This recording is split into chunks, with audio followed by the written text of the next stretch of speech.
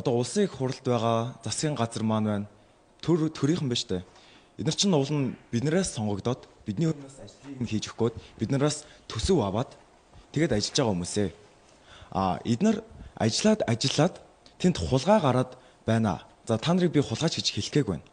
Тэ? Та нарыг хулгайч биш гэж бодъё. Тэглээ гэхэд тэр хулгайн хэрэгтэй тэмцээд тэнд ямар нэгэн шийдэл олж чадаагүй одоо болтол ингээд хүн хилцэж байна ингээл шийтгэхэд яваад байна. Бид нар ингээл ажиллаад байна гэдэг чинь энэ асуудлыг шийдэж чадахгүй байгаа нь өөрөө бидний ирээдүгээс хумсалж байгаа энэ хулгай юм шүү гэж би хардаад байгаа. Ягаад тэгэхээр энэ хулгайг та нар зогсоож чадахгүй бол энэ хулгай чинь үргэлжлээд юун 40 их 80-д болно шүү дээ. Нэгт.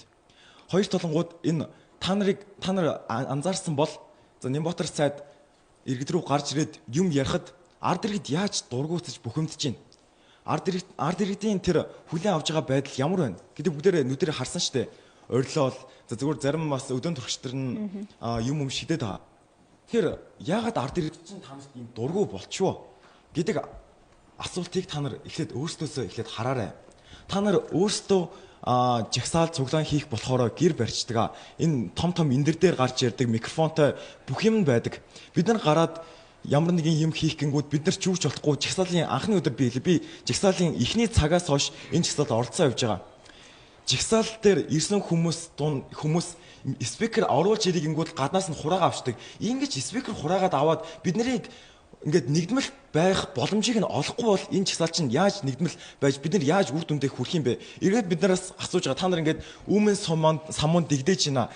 Тэгэхээр бид нарт өөрсдөнд нь жагсаалаа ингэж үр дүндээ хийх боломжийг нь олохгүй гэж та нар яаж биднэрт ингэж бас хэлж байна тий? Тэнгүүдээ одоо ингэсэн штэ. Тэгэхэд 12 сарын 5-ны өдөр биднэрт энэ тайзыг бэлдэж өгье гэж амласан. Дараагийн өдрийнх нь 12 цагаас бид нартай уулзах хэрэгтэй байсан тийм үү? 12 цагаас бид нартай уулзах хэрэгтэй байсан. 11 цаг гэхэд бид нар ирсэн. 11 цагаас тэнд цайзыг засч өгнө гэсэн байсан. Тийм амлалтыг өгөөд орсон шүү дээ.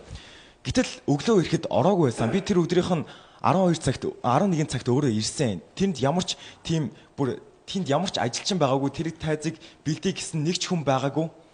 Тэгээд 12 цаг гэж гарч ирнэ гэчээ та нар 2 цаг хүлээлгэсэн. Ингэж ард иргэдэгээ яагаад ингэж доромжилж байгаа юм бэ? Гарч ирээд бид нар төвчээртэй хүлээсэн. 2 цаг төвчээртэй хүлээгээд гарч ирсэн бид нар дахиад уурлахгүйгээр энэ тайзаа яагаад засаад өгөөгүй юм бэ? Бид нарт одоо дахиад энэ тайзыг засч өгөөч гэхэд та хажууд нь би хамгийн урд нь зогсож ирсэн. Та толгой зөхөд болно гэд зогсож ирсэн бохгүй юу? Тэгээд цаг 30 минутын дараа бид нар хүлээлээ. Бас л байгаагүй штэ. Тийм болонгууд ийм болохоор л ард түмэн танд итгэхгүй байна. Ийм наацхийн 24 цагийн өмнө хэлсэн юмдаа хүрэхгүй гэж асуултаа маш тодорхой тавь. Тийм асуултандаа аваад орох чинь 24 цагийн өмнө хэлсэн юмдаа хүрэхгүй байж та нар яаж одоо бидний одоо энэ хэрийг шийднэ гэж яриад байгаа юм бэ? Асуудлыг шийднэ. Тийм асуудлыг шийднэ гэж яриад байгаа юм бэ? Тэгээд тийм